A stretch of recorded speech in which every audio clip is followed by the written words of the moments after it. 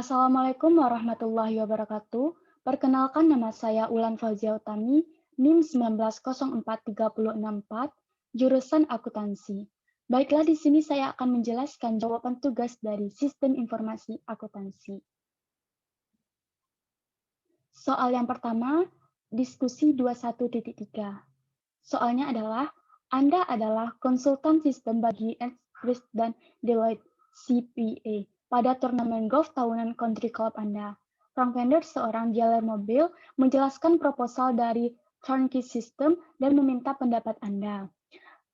Sistem akan menangani persediaan piutang penggajian, hutang dagang, dan akuntansi buku besar. Personil penjaga penjara akan memasang sistem $40.000 dan melatih karyawan vendor. Identifikasi tema utama yang akan Anda sentuh dalam menanggapi vendor, dan identifikasi keuntungan dan kerugian menggunakan sistem siap pakai untuk mengoperasikan sistem akuntansi organisasi tersebut. Baiklah, jawabannya yaitu identifikasi tema.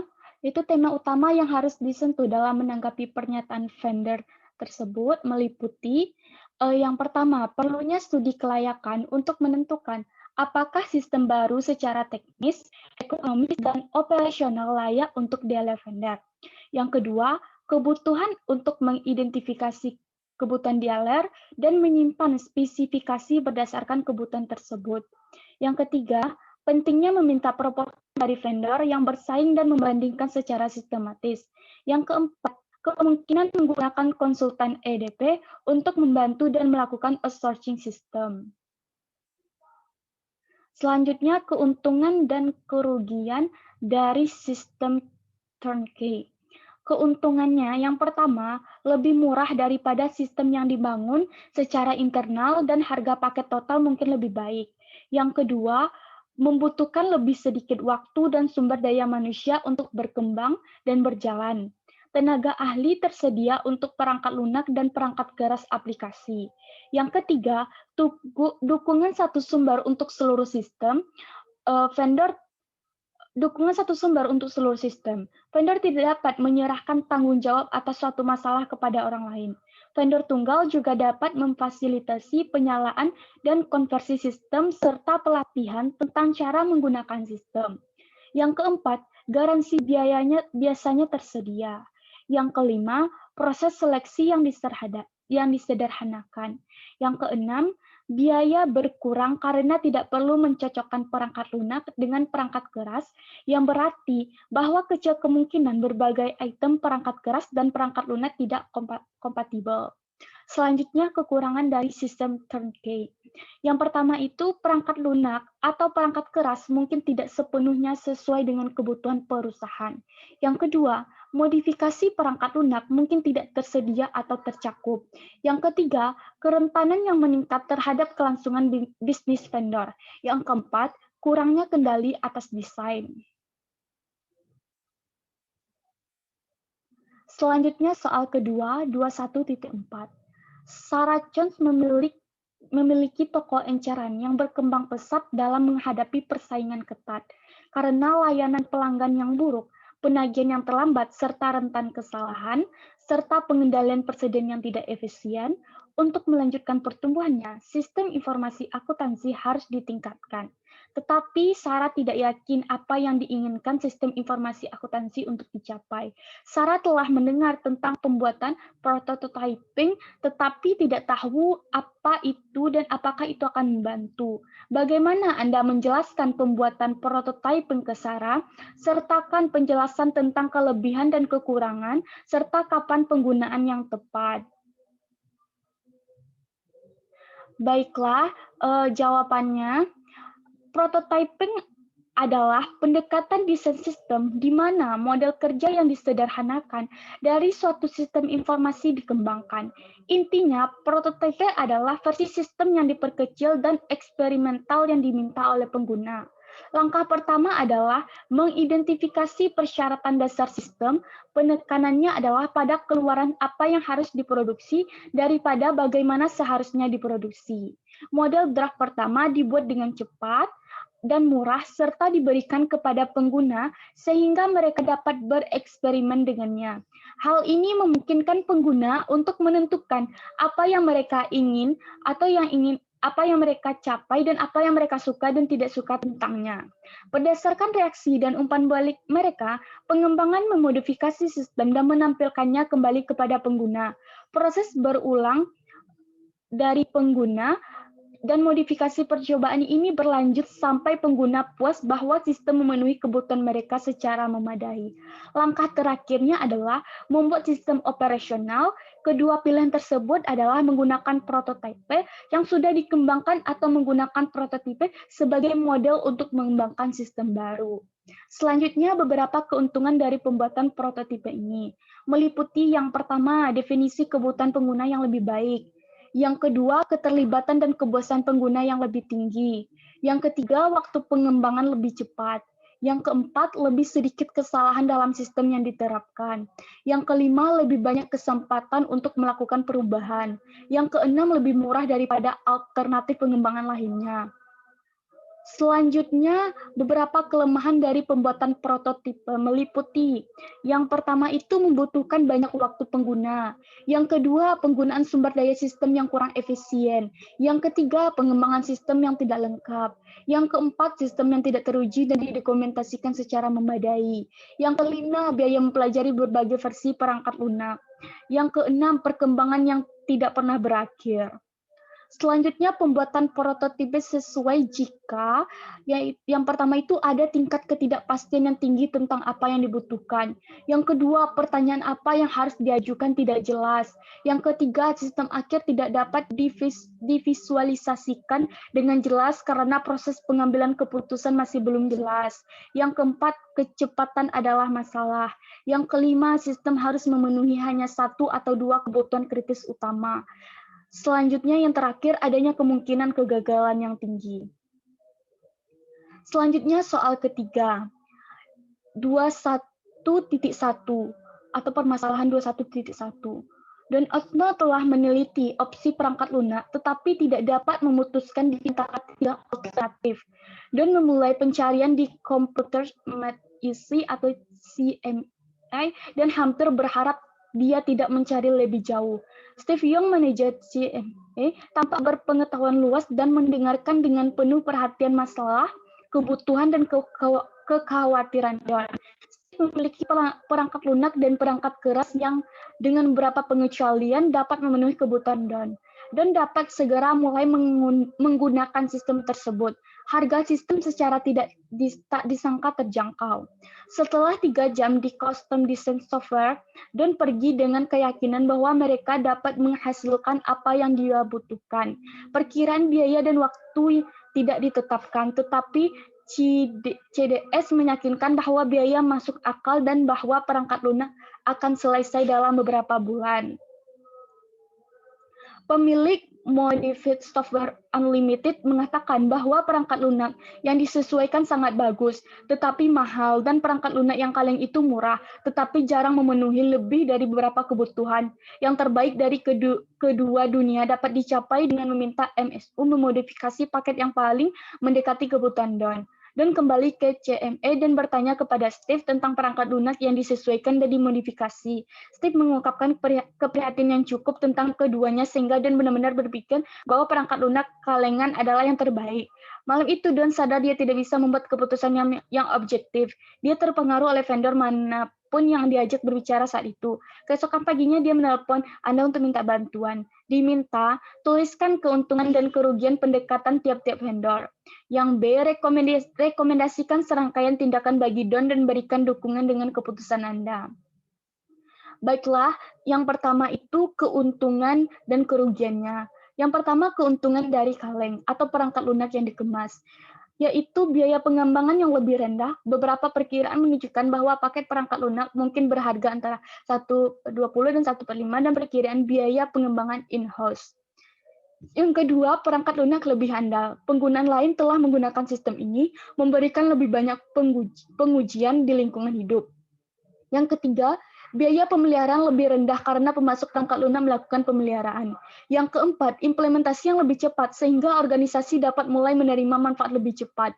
Yang kelima, staf dibebaskan untuk melakukan pekerjaan lain. Yang keenam, dokumentasi yang lebih baik karena harus memenuhi kebutuhan banyak pengguna.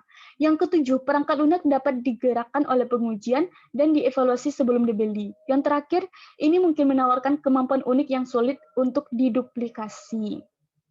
Selanjutnya, kerugian dari kaleng atau perangkat lunak yang dikemas. Yang pertama itu mungkin tidak menemukan paket yang memenuhi kebutuhan unik dan spesifik pengguna. Yang kedua, prosedur operasi dan batasan praktik mungkin memerlukan perubahan proses bisnis. Yang ketiga, jika perangkat lunak akan menjadi bagian dari sistem yang lebih besar, hal itu dapat menjadi kendala pada sistem secara keseluruhan. Selanjutnya yang keempat, tidak fleksibel karena tidak mungkin untuk menyembunyikan file pemrosesan atau kekurangan yang tidak dibutuhkan. Yang kelima, perlu waktu untuk mengevaluasi semua perangkat lunak yang tersedia. Yang terakhir, mungkin tidak ada orang yang memiliki cukup pengetahuan untuk memperbaiki perangkat lunak jika gagal. Selanjutnya, keuntungan perangkat lunak kostum. Yang pertama, perangkat lunak yang benar-benar memenuhi, setidaknya secara teoritis kebutuhan pengguna. Yang kedua, lebih mudah dimodifikasi daripada perangkat lunak kalengan. Yang ketiga, sering kali lebih efisien dari perangkat lunak kalengan. Selanjutnya, kekurangan perangkat lunak kostum. Yang pertama, pendekatan pengembangan perangkat lunak yang paling mahal. Yang kedua, pemrograman berkualitas mungkin mahal, sulit ditemukan, dan lain-lain. Yang ketiga, pengembangan program memakan waktu. Pengguna harus menunggu perangkat lunak yang ditulis. Yang keempat, mungkin tidak ada jaminan kualitas produk. Yang kelima, melibatkan pengawasan dan kontrol yang signifikan. Yang keenam, ini lebih cenderung mengandung kesalahan atau daripada perangkat lunak yang dikemas. Yang selanjutnya, jika dikembangkan sendiri, pengguna mungkin harus menunggu lama untuk perangkat lunak. Yang terakhir, jika dikembangkan secara eksternal, ada risiko memilih pengembangan yang tidak berpengalaman atau berkualitas buruk. Pengembangan dapat menurunkan harga dan mengambil jalan pintas yang tidak tepat atau mencoba dan menaikkan harga. Selanjutnya, keunggulan perangkat lunak yang dimodifikasi. Ada 3. Yang pertama itu perangkat lunak yang lebih mungkin untuk memenuhi kebutuhan pengguna daripada perangkat lunak kaleng. Yang kedua, biasanya lebih murah dari perangkat lunak khusus. Yang ketiga, dapat diimplementasikan lebih cepat daripada perangkat lunak khusus. Selanjutnya, kekurangan perangkat lunak yang dimodifikasi. Yang pertama itu mungkin sulit menemukan programmer yang mau mengubah kode. Yang kedua, mungkin ilegal untuk memodifikasi perangkat lunak. Yang ketiga, memodifikasi perangkat lunak dapat membatalkan garansi dan dukungan pabrik. Yang keempat, perubahan mungkin tidak didokumentasikan dengan benar, mengakibatkan dokumentasi yang kadaluarsa. Yang kelima, dapat menyebabkan masalah kontrol dan menyebabkan kesalahan ke dalam program. Yang keenam, dapat membuat program menjadi kurang efisien, lebih mahal pemeliharaannya. Yang ketujuh, mungkin lebih mahal daripada program khusus, terutama jika modifikasinya signifikan. Selanjutnya, rekomendasikan serangkaian tindakan bagi Don dan beri dukungan dengan keputusan Anda. Umumnya, perangkat lunak yang dikemas adalah yang terbaik jika tersedia dengan kualitas yang dapat diterima, kesebergunaan, dan lain-lain. Jika perangkat lunak tersebut dapat diterima oleh Akma, yaitu cukup dekat dengan apa yang ia butuhkan, biayanya rendah, dan langsung implementasi membuat perangkat lunak yang dikemas menjadi pendekatan yang menarik. Selanjutnya soal keempat, 21.6. Sebuah organisasi besar memiliki waktu 18 bulan untuk mengganti sistem informasi lainnya dengan yang baru yang dapat membedakan antara tingkat pelanggan dan menyediakan produk dan jasa sesuai dengan yang diminta. Sistem baru memiliki biaya $1 juta dan dipasang oleh staf sistem informasi pada saat itu. Tidak berfungsi dengan baik. Transaksi yang rumit rawan kesalahan, beberapa transaksi dibatalkan dan lainnya ditahan, dan sistem tidak dapat membedakan antara pelanggan. Sistem tersebut akhirnya mati dan transaksi diproses secara manual. Manajemen sistem informasi yang baru kemudian dipekerjakan untuk membangun sistem baru dan memperbaiki hubungan yang tegang antara operasi dan sistem informasi. Jadi, apa yang salah? Sistem informasi tidak bisa atau tidak mau menolak semua permintaan untuk meningkatkan sistem. Hanya untuk menyenangkan manajemen puncak, manajemen sistem informasi mengakibatkan fakta dan meyakinkan mereka bahwa mereka dapat membangun sistem yang dapat diskalakan yang tepat waktu dan sesuai anggaran. Kesalahan besar lainnya adalah jadwal proyek yang ketat dengan sedikit fleksibilitas untuk menangani masalah dan tantangan yang tidak terduga. Pengembangan tidak pernah berbicara tentang gangguan.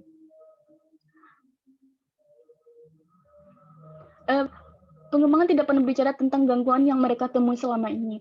Lebih dari selusin orang termasuk CEO kehilangan pekerjaan karena peran mereka dalam bencana ini. Baiklah, jawaban maksudnya yang diminta di soal yang nomor 4 ini, yang A, apa yang manajemen sistem informasi dapat lakukan secara berbeda untuk membuat proyek ini berhasil? Yang B, apakah permasalahan-permasalahan pengembangan internal yang didemonstrasikan dalam kasus ini?